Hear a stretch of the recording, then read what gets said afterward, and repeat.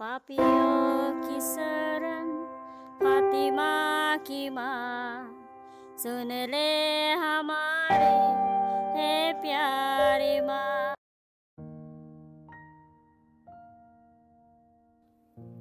पहला पाठ प्रेरित चरित अध्याय 18 पद संख्याएं 9 से 18 तक। प्रभु ने किसी रात को दर्शन देकर पौलुस से यह कहा, डरो मत, बल्कि बोलते जाओ और चुप मत रहो।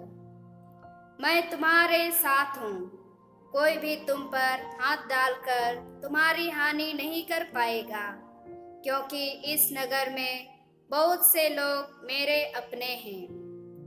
पौलुस लोगों को ईश्वर के वचन की शिक्षा देते हुए वहां 1.5 वर्ष रहा।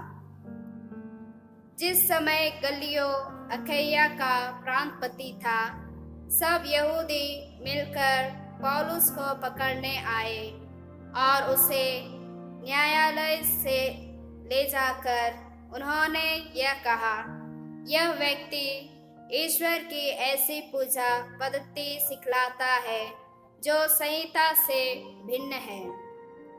पौलुस अपनी सफाई में बोलने ही वाला था कि गल्लियों ने यहूदियों से यह कहा, यहूदियों, यदि यह अन्याय या अपराध का मामला होता तो मैं अवश्य धैर्यपूर्वक तुम लोगों की बात सुनता, परंतु यह वाद विवाद शिक्षा, नामों और तुम्हारी संहिता से संबंध रखता है।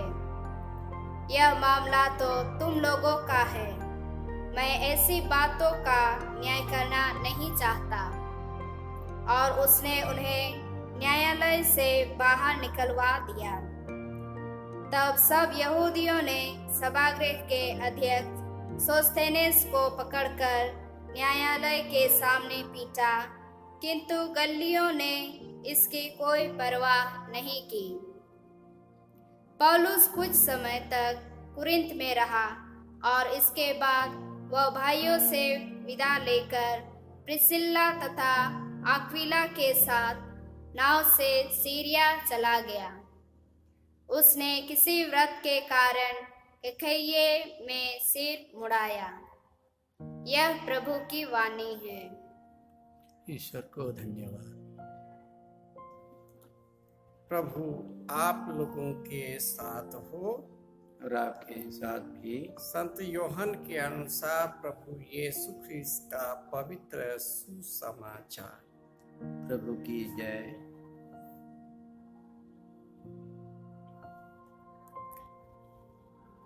चैप्टर 16 पद संख्या 20 से 24।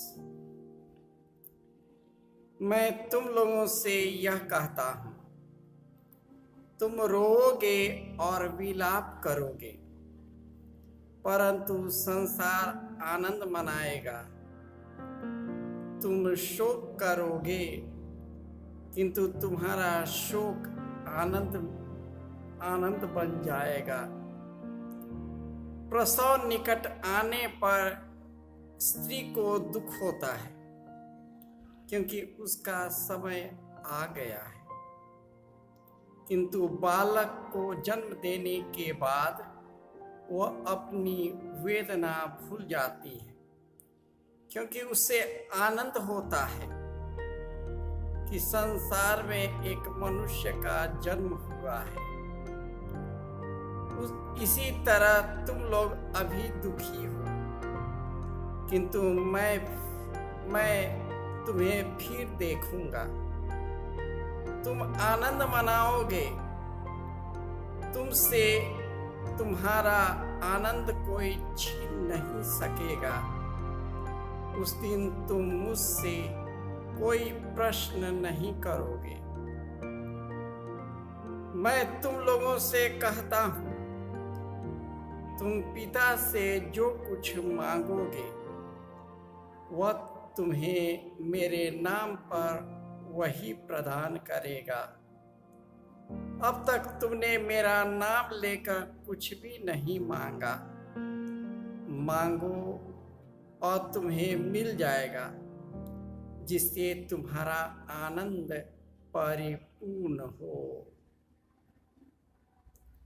यह प्रभु का सुसमाचार है। क्रिस्त की जय।